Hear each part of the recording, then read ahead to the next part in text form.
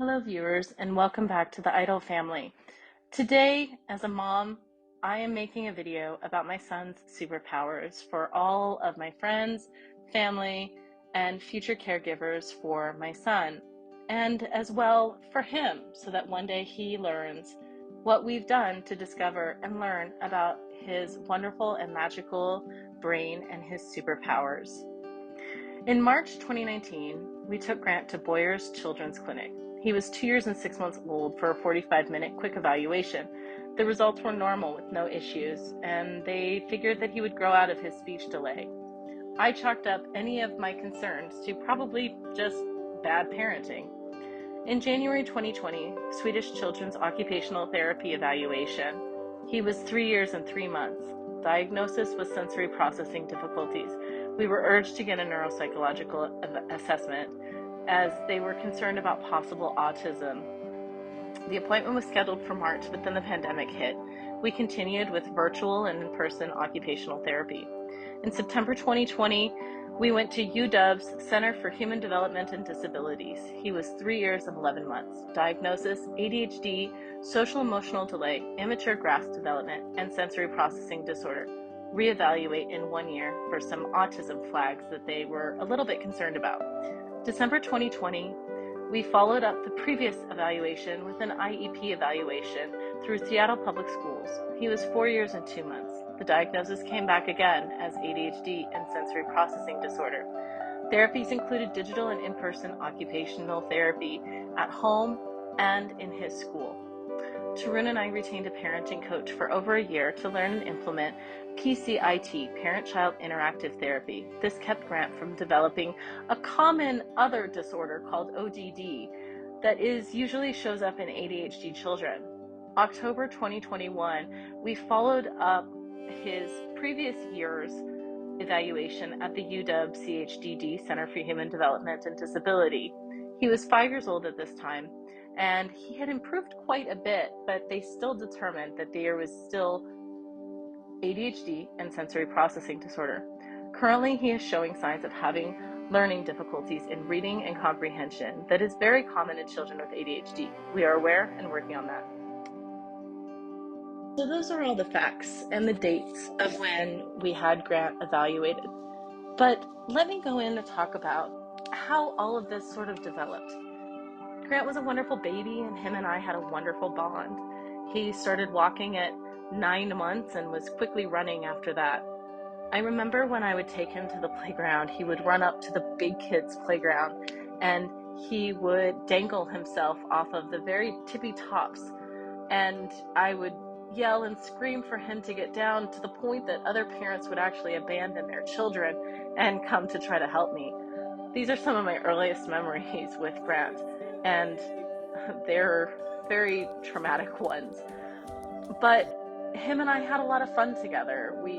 There was a lot of stuff going on in our personal life. We were moving to San Francisco and then moving back to Seattle. And it wasn't until we moved back to Seattle that I retained a therapist that started to wonder if there was more that we could learn about Grant and his brain. She didn't think that it was all bad parenting, given that I had retained a therapist for me to become a better parent. So my intentions were there to be a good parent, but something was happening to make me question my ability as a parent, and something was happening with Grant as well. Our pediatrician recommended full-time child care for Grant, and that was a big blow to me because I wanted to be a stay-at-home parent for Grant, but it just wasn't working out for us. I decided to get Grant evaluated at Boyer because of the concerns that my therapist had had. That evaluation came back clear. They weren't concerned at all about his development. So again, I chalked it up to bad parenting. Bad parenting was easier to fix, and you never want to think that there could be any superpowers with your children. A couple of months went by, and I watched Grant bang himself against our hallway one day, and I thought, that just doesn't look right. So I shared my concerns with my therapist, and we set up an OT appointment. It was months ahead because of long wait list times. So during that time, we took a trip around the world to Japan, India, and England. At the time, the trip was very challenging with Grant's behavior. We had to use a leash with him because he kept running away. There were a lot of other difficulties, and during this trip, I had this feeling that there was just a lot more that I needed to learn about my son to assist him in this world. We came back and had our first of many evaluations, and this evaluation did find sensory processing difficulties. Great, I had some answers, but during this evaluation, they encouraged me to keep searching for more answers about my son because they had a feeling, and they were right, that there was more we were going to learn about him. The pandemic hit, and I was unable to get him into any therapies or anything until October of that year. Through hundreds of calls and emails, we finally secured an appointment, and I was finally able to get him into the world-renowned UW, Center for Human Development and Disabilities. These people were amazing, and this evaluation was wonderful. During this evaluation, in the beginning part of it, he was meeting with an occupational therapist, and he had been meeting with occupational therapists. But he was so excited to show this new therapist all the things that he knew, but his body just wouldn't stop moving. I remember seeing that and asking the therapist afterwards. I said, I don't know much about autism, but man, this sure looks like ADHD. She confirmed to me that that was what she was leaning towards too. After he met with several professionals, it was determined that he had ADHD as well as sensory processing difficulties. We had our answers. Now let's get some help and figure out how to manage these superpowers of my son so that he can live a very productive and wonderful life. Well, the pandemic was there, and so that made things very challenging. We tried to get as much help as we could. We signed him up for an IEP, and they accompanied occupational therapists, and we had monthly and bi-weekly meetings with his school to help encourage them and to give him any assistance that they could. It was all going great, and even Tarun and I signed up for PCIT, Parent-Child Interactive Therapy. It was costly, but it was well worth it because ODD is oppositional defiant disorder is very common with children who get early ADHD diagnoses. We signed up for PCIT so that Tarun and I could both be collaborative parents and on the same page with a positive and proven program that would help Grant in the future. We spent over a year learning how to parent Grant properly, and it's helped us immensely. We wouldn't change a thing, and we're very grateful for our parenting coach. This was a wonderful program, and we highly recommend it for any parent who is dealing with ADHD. During Grant's evaluation at UW, they were concerned possibly about high-functioning autism because ADHD symptoms were getting in the way of determining if he had autism or not. After a year of therapies, of whatever therapies we could get with the pandemic, we had him reevaluated. The evaluation was fascinating.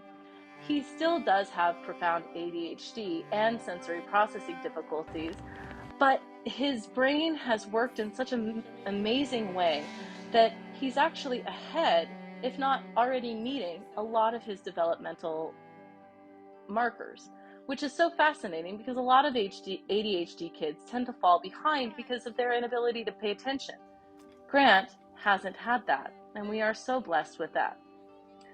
Grant is such a wonderful and wild kid. He has such a wonderful soul and spirit.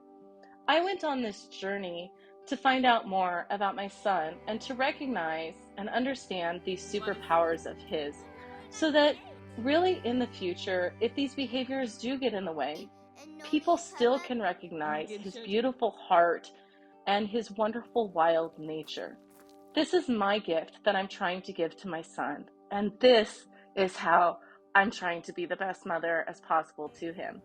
My therapist is also an attachment specialist, so she's helping make sure that we stay attached and present and work on these therapies with him. Neurodiversity is a very challenging thing for a parent, and personally, I don't know if I'm up for the task, but I've been put up to it. So I'm trying every day to rise up to the occasion and be there for my son. Grant, I love you. I love the person who you're becoming, and I love your superpowers. And someday, hopefully, we can teach you how to harness the amazing powers of these amazing gifts that you've been given and really use them to your advantage. That is our hope and our wish for your future. Thank you, everybody, for watching, and we look forward to getting back to our travel videos. Please reach out to me if you have any questions or concerns about ADHD or the processes in which I took to get neuropsychological evaluations. Thank you so much again for watching.